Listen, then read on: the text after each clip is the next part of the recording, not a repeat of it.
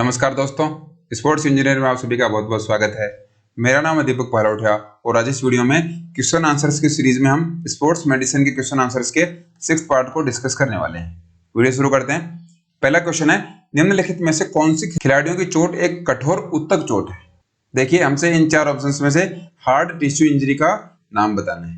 Right answer is B, shoulder dislocation, कंधे का विस्थापन। देखिए, मान लीजिए ये आपका कंधा है और ये डिसलोकेट हो जाता है, ये इस साइड आप या फिर इस साइड मूव हो जाएगा, इसको बोलते हैं कंधे का विस्थापन। कंधा एक जगह से दूसरी जगह में शिफ्ट हो जाता है। बाकी खिंचाव, टेनिस एल्बो स्प्रेन, ये हार्ड टिश्यू नहीं, ये सॉफ्ट टिश्यूज इंजरीज में आती है। बाकी जो शोल्डर डिसलोकेशन है वो हार्ड टिश्यू इंजरी का एक पार्ट है। नेक्स्ट है, निम्न में से कौन सा प्रेशर मसाज या फिर इसको हिंदी में बोलते हैं मालिश का प्रकार नहीं है? देखिए, प्रेशर मसाज के टाइप्स के बारे में हमें पता होना चाहिए इस क्वेश्चन को आंसर करने के लिए। उसको हम देख ही लेंगे, लेकिन पहले इसका आंसर देख लेते हैं क्या होगा। Right answer is C, percussion. इसका मतलब क्या हो गया? प्रेशर मसाज के टाइप्स में परक्यूजन नाम नहीं है, बाकी नीडिंग, पेट्रिसाज और फ्रिक्शन, ये तीनों इसके टाइप होते हैं। ये देखिए, ये पूरा चार्ट है मसाज का। इसमें आप मसाज को आसानी से समझ सकते हैं। आज के बाद मसाज में आपको दिक्कत नहीं आने वाली है, क्योंकि इस चार्ट में आप इसको आसानी से समझ जाओगे।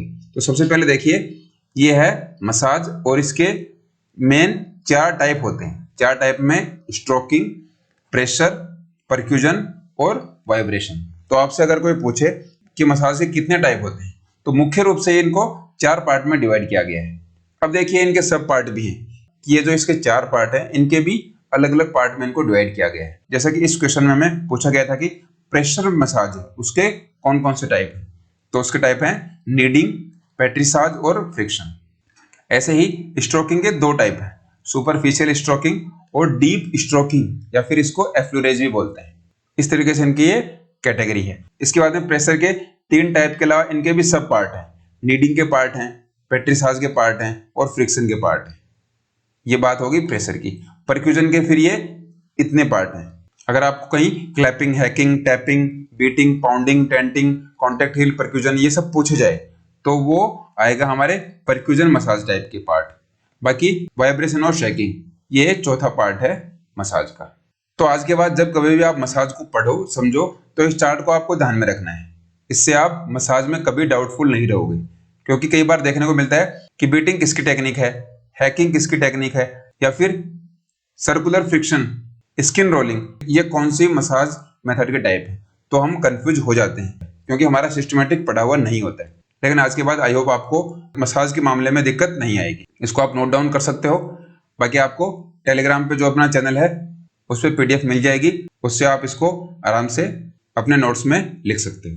अगला क्वेश्चन देखते हैं, निम्न में से कौन सा नीडिंग मसाज का प्रकार नहीं है? देखिए, ये जो हमारी चार्ट है, इससे ये क्वेश्चन आ गया कि नीडिंग मसाज का टाइप कौन सा नहीं है।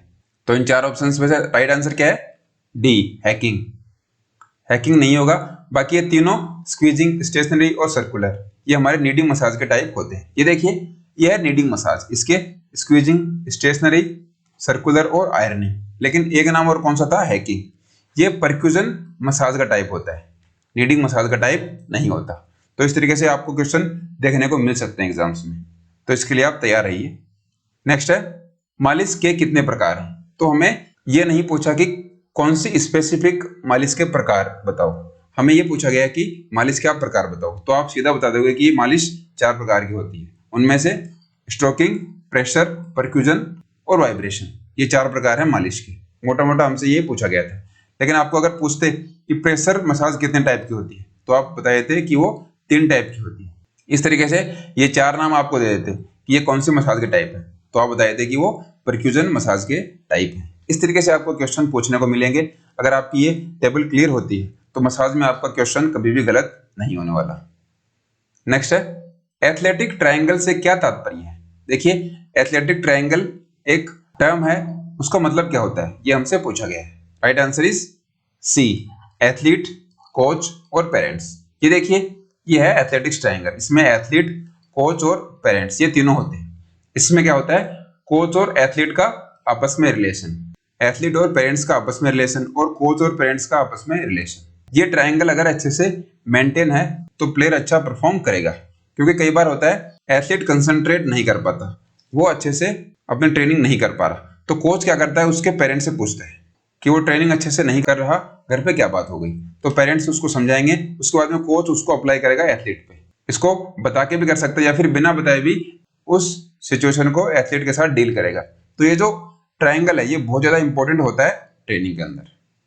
नेक्स्ट है, किसी एक खिलाड़ी की अगर हृदय गति नापनी है तो कैसे नापी जाती है। हमें पूछा गया है कि हमें हार्ट रेट को मेजर करना है, तो हम किस तरीके से वो मेजर करेंगे। 4 ऑप्शंस हमारे सामने हैं। Right answer is B. पहले 6 सेकंड की हृदय गति निकालकर उसको 10 से गुणा कर दी जाती है। ये किस तरीके से होगा, मान लीजिए आपको किसी पर्सन की हार्ट बीट नापनी है, तो आप उसकी एक नब्ज पकड़ोगे, आप उसकी पल्स पकड़ोगे, तो उसमें आप 6 सेकंड में मेजर कर लोगे। मान लीजिए 6 सेकंड में उसकी पल्स आई 8 पल्स आ गई, तो अब इस 8 को हम 10 से गुणा करेंगे, तो वो हो गया 80 मतलब 80 बीट पर मिनट। इस तरीके से हम इसको निकालते हैं, या फिर इसको हम हार्ट रेट भी बोल सकते हैं। नॉर्मली 72 होती है, लेकिन ये कम ज़्यादा होती रहती है। तो आज के बाद आपको अगर हार्ट रेट निकालनी हो तो किसी भी पर्सन का आप 6 सेकंड तक उसकी पल्स होल्ड कीजिए, उसके बाद में आप उसको 10 से गुणा कर दीजिए, आपके सामने क्या आ जाएगी, उस पर्टिकुलर पर्सन की हार्ट रेट आ जाएगी। नेक्स्ट है, डायफ्राम मांसपेशी में अगर क्रैम्प आ जाए तो उसे क्या कहते हैं। देखिए डायफ्राम हमारे फेफड़े के नीचे एक मसल होती है, उसमें क्रैम्प आ जाता है, उसको हम क्या बोलते हैं। Right answer is stitch. C हमारा करेक्ट आंसर हो जाएगा। ये देखिए ये डायफ्राम है, ये आपके लंग्स आपको दिखाई दे रहे हैं, इसमें कई बार क्रैम्प आ जाता है, कई बार साइड में हमें पेन होना भी स्टार्ट हो जाता है, तो ये जो क्रैम्प है इसको स्टिच बोलते हैं, या फिर इसको डायफ्राम स्टिचेस भी बोलते हैं। तो इस टर्म को आपको ध्यान में रखना है। डायफ्राम में स्प्रेन या स्ट्रेन की जगह स्टिच जो नाम है ये काम में लिया जाता है। नेक्स्ट है, शरीर के किसी हिस्से में रक्त के जम जाने को क्या कहते हैं। हमारी जो बॉडी है उसमें ब्लड डिपॉजिट हो जाता है, ब्लड जब जम जाएगा उसको हम क्या बोलेंगे। Right answer is hematoma. B हमारा करेक्ट आंसर हो जाएगा। ये देखिए ये किस तरीके से जमता है, हमारे जो ब्लड वेसल्स है वो फट जाती है और स्किन के बीच में इस तरीके का एक भाग जमा हो जाता है, जिसको कि हेमेटोमा बोलते हैं। कई बार चोट में आपने देखा होगा कि हमारी बॉडी का एक भाग जिसमें कि चोट लगी है वो काला पड़ जाता है। वो काला इसलिए पड़ता है क्योंकि हमारी स्किन के नीचे खून जम जाता है, तो ये जो खून जमता है इसको हम हेमाटोमा बोलते हैं। नेक्स्ट है, खेलकूद एवं शारीरिक शिक्षा में चिकित्सा विज्ञान के सिद्धांतों का प्रयोग करने का श्रेय किसको जाता है। देखिए स्पोर्ट्स और फिजिकल एजुकेशन में मेडिकल साइंस के प्रिंसिपल, उसके सिद्धांतों का प्रयोग करने का जो क्रेडिट है वो किसको जाता है। Right answer is Hippocrates. C हमारा करेक्ट आंसर हो जाएगा। हिपोक्रेट्स ने सबसे पहले प्रिंसिपल दिए थे स्पोर्ट्स मेडिसिन के, इसलिए स्पोर्ट्स मेडिसिन में सबसे पहले नाम हिपोक्रेट्स का ही आता है। नेक्स्ट क्वेश्चन है, पिरामिड ट्रेनिंग को शुरू करने का श्रेय किस देश के लंबी दूरी के धावकों ने प्राप्त किया। देखिए पिरामिड ट्रेनिंग होती है, इसको हम देखेंगे कि क्या होती है, लेकिन इसका श्रेय कौन से देश के रनर्स को जाता है, जो कि लॉन्ग डिस्टेंस रनर थे। राइट आंसर इज ए, रूस के वो धावक थे। ये देखिए ये है पिरामिड ट्रेनिंग। ये दो तरीके से होती है, एक तो इस तरीके से और फिर है रिवर्स। इसमें क्या होता है, सबसे पहले आप 12 से 15 रिपीटेशन लगाओगे किसी एक्सरसाइज की, उसके बाद में उसको कम कर दोगे 8 से 12, इसके बाद में उसको कर दोगे 6 से 8, और बाकी इसको रिवर्स में जब हम काम करते हैं तो क्या करते हैं 6 से 8 पहले किए, फिर इनको बढ़ा के 8 से 12 और फिर इनको लास्ट में बढ़ा के 12 से 15, इस तरीके से रिपीटेशन काम में लेते हैं। पहले कम उसके बाद में ज्यादा, या फिर पहले ज्यादा उसके बाद में कम, इस तरीके से काम में लेते हैं पिरामिड ट्रेनिंग को। रूस के जो लॉन्ग डिस्टेंस रनर थे इन्होंने इस ट्रेनिंग को शुरू किया था। नेक्स्ट है, जोड़ के तरल पदार्थ वाले क्षेत्र की मांसपेशी में सूजन व दर्द से संबंधित चोट को क्या कहते हैं। हमारे जो जॉइंट होते हैं उनका जो फ्लूइड एरिया होता है उसमें हमें इंजरी हो जाती है, चोट लग जाती है। जॉइंट्स में जो फ्लूइड एरिया होगा उसमें चोट लग जाती है, उस इंजरी को हम क्या बोलते हैं। Right answer is synovitis. B हमारा करेक्ट आंसर हो जाएगा। ये ऑप्शंस इंग्लिश में इसलिए हैं क्योंकि आपको एग्जाम में भी इस तरीके से ही ऑप्शंस मिलेंगे, तो इनको आप इंग्लिश में ही याद कर लीजिए क्योंकि एग्जाम में भी आपको यही देखने को मिलने वाले हैं। ये देखिए ये है साइनोवाइटिस।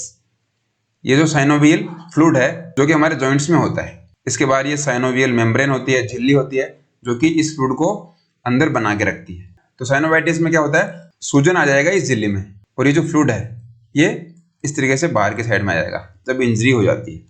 इसको भी साइनोवाइटिस बोलते हैं। जो हमारा फ्लूइड है साइनोवियल फ्लूइड, जो कि जॉइंट्स में होता है, इस फ्लूइड्स में प्रॉब्लम आने को साइनोवाइटिस बोलते हैं। सिंपल सा ये हमें ध्यान में रखना है। नेक्स्ट है, बार बार अभ्यास के कारण ओवर यूज्ड टेंडन के तंतुओं में सूजन सख्त और छोटा हो जाना क्या कहलाता है? देखिए, ओवर यूज इंजरी का एक टाइप है। जब हम बार बार कोई प्रैक्टिस करते हैं उससे हमारे टेंडन है वो हार्ड हो जाते हैं और छोटे हो जाते हैं, तो उसको क्या बोलते हैं? Right answer is tendonitis. ये हमारा करेक्ट आंसर हो जाएगा। ये देखिए, ये टेनिस एल्बो है और ये है टेंडोनाइटिस एक्किलिस टेंडन, जो कि हमारे टखने के अंदर होता है। टेनिस एल्बो के अंदर भी ये जो टेंडन है ये हमारी मसल है और ये बोन है, इसको जोड़ने का काम करता है टेंडन। ये फट जाता है, तो ये किसका टाइप है? टेंडोनाइटिस का।